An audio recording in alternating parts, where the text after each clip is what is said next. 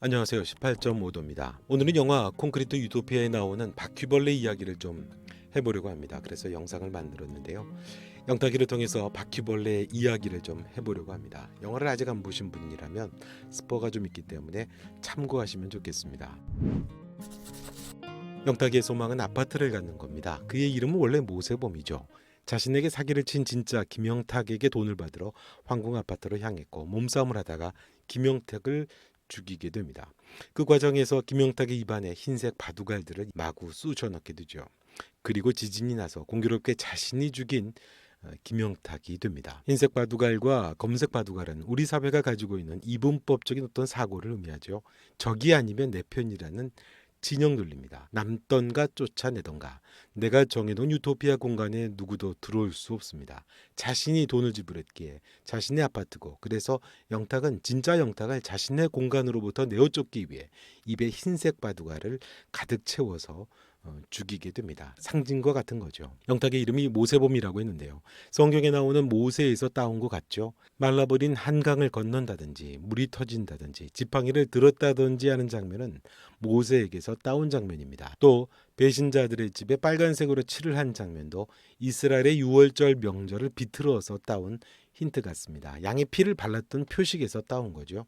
모세도 사실 흰색이기도 하지만 검은색 바둑알이었죠. 이스라엘 사람이면서 애굽의 왕자였습니다. 애굽 사람이 동족을 괴롭힐 때 죽였지만 오히려 비난을 하고 정체성에 혼란을 줬던 건 이스라엘 사람들이었습니다. 난파된 광야에서 아파트 주민들을 이끌고 가던 영탁은 흡사 모세와 비슷하죠. 모세가 약속된 땅에 들어가지 못하고 죽었던 것처럼 영탁 역시도 자신이 믿고 있던 유토피아인 약속된 땅에서, 그 집에서 살지 못하고 결국 죽고 맙니다. 영탁은 자신이 돈을 주고 산 집이기 때문에 그 집은 자기 집이라고 믿죠. 그리고 자신에게 사기를 친 진짜 영탁은 자기 집에 침범한 사기꾼으로 죽여서 내어줬습니다. 하지만 진실은 불안하죠. 영탁이라는 이름은 자기가 사용하는 이름이 아니고 등기가 되어 있는 것도 아니잖아요. 그런데 입주민들이 자신을 대표로 뽑습니다. 초기 화재에서 영탁의 헌신과 용감함에 부녀 회장이 추천을 하고 주민들이 찬성을 하면서 얼떨결에 대표가 됩니다.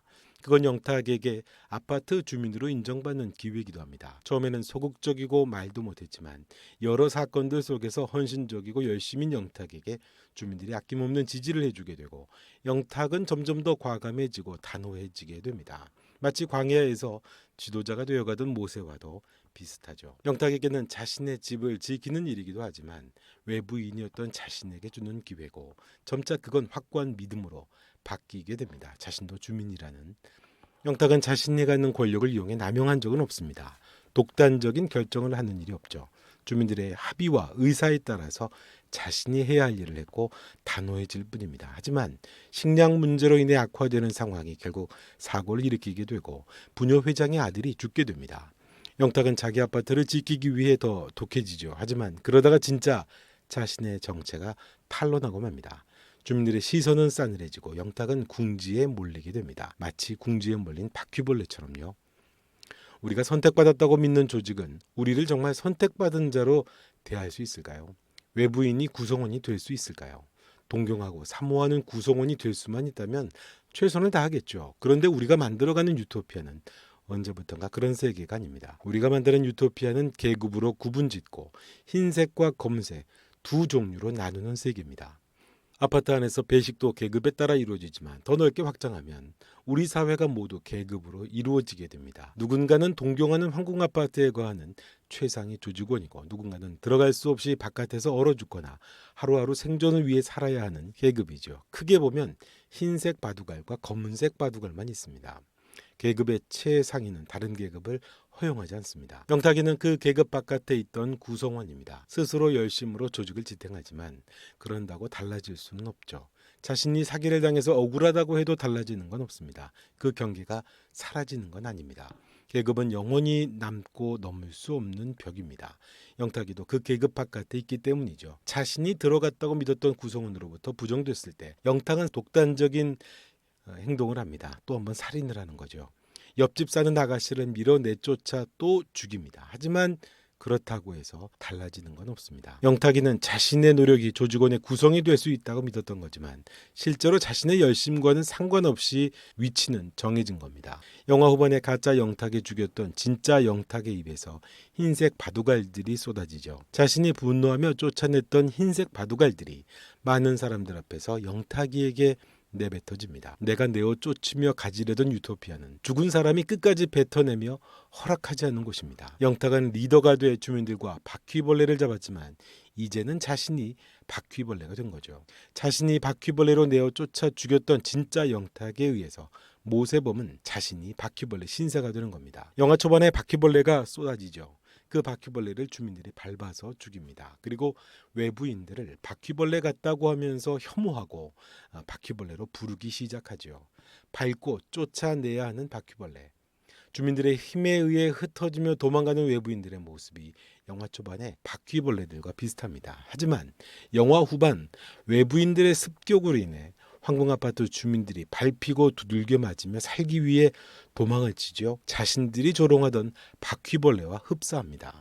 우리가 만들어 놓은 넘을 수 없는 계급과 경계, 흰색과 검은돌은 송두리째 허물어지지 않는 한 극복될 수가 없습니다. 내가 바퀴벌레를 죽이던가 내가 바퀴벌레로 죽던가만 남는 거죠. 영탁은 결국 자신이 그토록 지키려던 유토피아인 자기 아파트로 비실대며 들어가 바퀴벌레처럼 죽습니다. 영탁이뿐만 아니죠.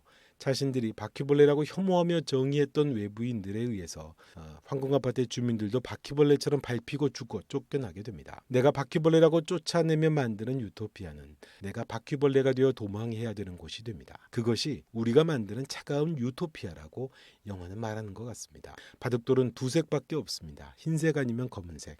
그 중간에 어떤 색도 없습니다. 누군가를 바퀴벌레로 죽이던가 내가 바퀴벌레로 죽던가죠. 우리는 흰색 바둑돌을 들고 다른 사람과 경쟁하며 몰아내고 내어쫓으면 우리만의 유토피아를 사는 것처럼 건설하는 것처럼 보입니다. 하지만 그렇지가 않죠. 이 영화의 조명이 늘 어두운 건 마치 바퀴벌레가 어두운 곳을 좋아하는 것처럼 우리가 사는 그곳이 그런 유토피아가 아니고 어둡고 칙칙한 디스토피아일 뿐이라고 말을 하는 것 같습니다. 그 두 가지 중에 하나가 우리가 사는 방식이라면, 흰색과 검은 돌로 살아가는 것이 우리의 사는 방식이라면 그건 콘크리트 유토피아처럼 보이는 디스토피아일 뿐이죠.